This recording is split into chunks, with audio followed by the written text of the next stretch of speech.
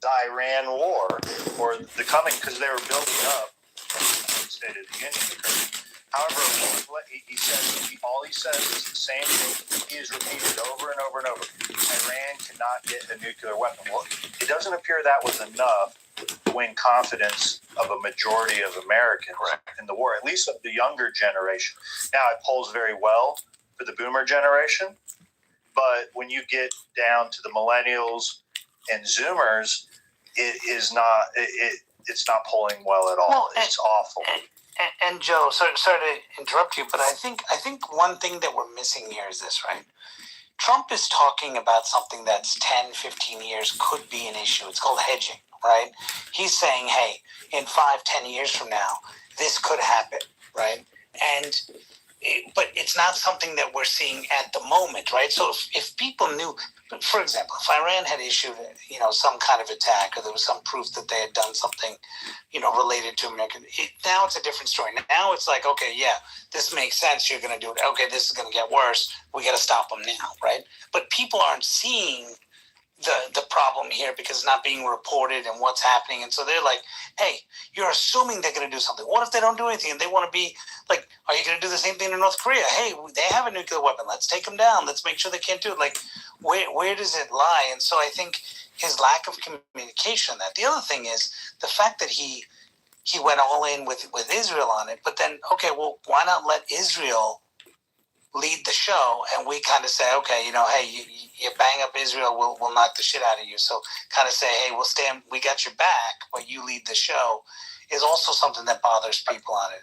And that's amazing. Real quick, I was under the impression early on, it made it sound like Israel was going to lead a lot of this. Am I just... No, that was the plan, but then I think Trump, here's what I think, and again, you guys know my point of view on this, but, or at least when it comes to Trump, but I think what happened is, and the New York Times reporting, love it or hate it, someone leaked what happened in the Situation Room, and if it's true or not, we don't know, but nobody's directly answered in the administration whether it's true or not. It sounds like, basically Netanyahu presented the information, and Rubio and others said it's the same. To Trump said it's the same old bullshit. The Israelis kind of give you some intel about severity that may be true, may not be true. At the same time, Trump has been talking about since 2001, or even before that, in the 90s and 80s, about destroy Iran. Like, Iran is the biggest threat. He's been talking about that forever. So, for people to say like, oh, he never talked about this, he has. Consistently talked about that, even in his first term when he assassinated Soleimani and things like that. So, I mean, it's important to understand that, I think when Trump saw that and Israel's going in, and he thought after what happened in Venezuela, we can go and go out, and I will get, like, America will get the glory on this. I will get the glory on this for doing it. He probably told Bibi, hey, step aside, let us run the show here and do it. And then when it didn't give the results that he wanted, now he's like, oh, shit, well, okay, let's do it. Because I really do think if it was thought out, the first thing you should have done was close the Strait of Hormuz and then go in there and be like, oh, yeah, now you want to get oil out? Fuck you, and do it. So it really doesn't make sense. I will say this, though, if you read the New York Times thing, Raising Cane talks about, hey, this same plan was presented to other presidents who were ready to go, and the only issue they had on this was will the American people be able? Every president wanted to do it, but it was, can we get the American people on board with it? And Trump just said, you know what, I'll do it. I'm probably going to be the only one who can, so let's go ahead and do it. If you read the New York Times article. So I know there's a lot of discussion about how Trump is whipped by Benjamin Netanyahu, that this is really just Israel's war. However, optics-wise of it, when Trump went on the Middle East tour last year, and now that you see the Sunni countries and Israel and the United States of America appear to have all allied in this war on Iran. That Iran has been this thorn in the side of the Middle East there for many years. How come we don't have the same animosity towards Saudi Arabia or the UAE or any of these other countries that are participating not only in the war but also giving us where we have have our some of our bases to launch some of the attacks from. How come we don't hold them with the same animosity that people hold Israel?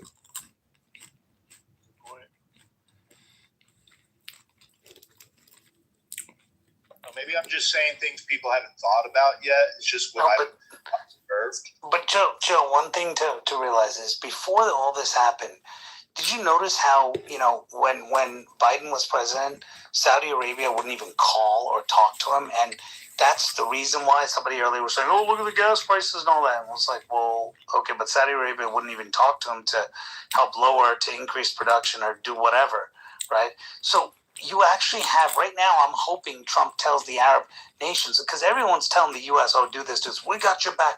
Instead, he should just say, hey, Saudi Arabia, you just take him out now. We'll close the Strait of Hormuz, we'll do that stuff, you take him out now. We did our part, you take him out. Because Saudi Arabia, it sounds like, wants Iran gone. And you have these allies in the region who want to do it, which is going to be fascinating to see how this plays out and what France and all these other countries, how these Middle Eastern nations treat them, knowing that they weren't willing to get rid of Iran, because Iran is hurting these nations just as much, and it'll be interesting to see how this all folds out. Clearly, go ahead, Edward. You want to jump in here? Yeah, I just know because the news outside of the United States look at Israel as being the lead other nations because they know that they're actually in the Middle East. The House of Commons put out an article recently talking about the fact that they look at the United States as backing Israel, but Israel, their military, their everything, is really the lead of this particular war, even though some people think that is proactive. But I look at it completely different because most people today, even Americans, think that, Israel's wagging the tail of the United States, and that's the furthest from the truth. I've been to Israel 3 times. That whole region is surrounded by Muslim countries, right? But if you look at the government in Israel and how they operate, there's a lot of Muslim people that actually in Israeli government where you don't see any Israelis in any of the Muslim countries' government. So I think it's just me from October 7th, that horrible situation, all of the missiles that's been thrown at Israel the whole time, they're just trying to get a handle on the region. And I think the UAE, Jordan, Qatar, Saudi Arabia, I think they want Israel to be in the position. That's why they partner with them. That's just my observation. And when you read the House of Commons, it just gives a completely different perspective from America. What I call mainstream media is not any news at all. It's just it's the tale of the Democratic Party. That's all I say. I live.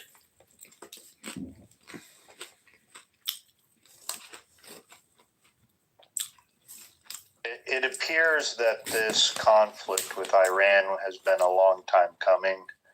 I have also heard, Matt, about presidents. I think Trump mentioned this, that, after they would leave office, they're like, man, I wish I did something about Iran. I wish I did something about Iran. And clearly, when we took over Afghanistan and Iraq, that was only staging for the inevitable taking on Iran. So it's unfortunate, though, because it's not popular. Gas prices going up. People, look, elections will always come back to the same issues. What have you done for me lately? What are you doing for me now? Trump and the Republicans made a big deal about the gas prices, and the gas prices are through the roof right now, paying the highest I've ever paid in at least probably 25 years. So I don't know. I think the polling's really bad, and because I'll tell you what it is, because I'm kind of in the tweener generation, is many younger Americans saw this as their opportunity for prosperity, to have their moment when we would have a large growth of prosperity. Kind of, it seemed like we were on the verge of that in 2019 with the economy. Many Americans felt like re-electing Donald Trump would bring back that type of economy. Now, he's done a lot of long-term stuff, $21 trillion in investments. However, I think it's not resonating quick enough. And if we don't do something about the gas prices first, it's going to be a tough midterm. I'm letting people know.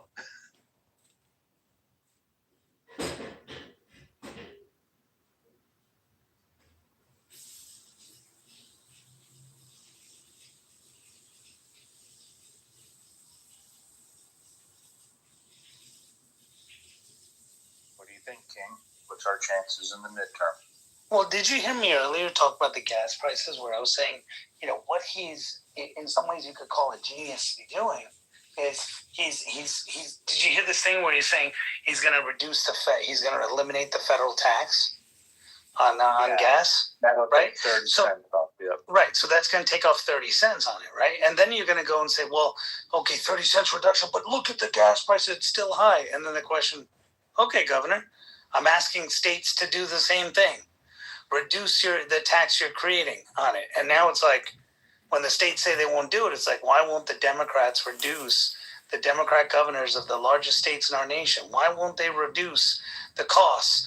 Why won't they do that to help the cost of living? It's, in some ways, Joe, it's a genius move. It's a checkmate move if that's what he does, because it's like, okay, well, if you want to reduce the cost, are you saying all this time, California could have charged only 20 cents when federal was charging 30, but instead you guys chose to charge more and then try to blame Republicans for it? Like, come on, right? So, I mean, that could be a move that changes things, just being honest. I don't know if it's enough. I think we need to see significant change in the direction of the economy. We will. And, I think and there's going to be some major impacts, I think, in the next couple of months. You're going to see economically from the job market and things like that. I mean, actually, jobs are picking up in certain areas. I don't know if you read that last jobs report based on what was expected and what actually happened. So do you think the war will be concluded by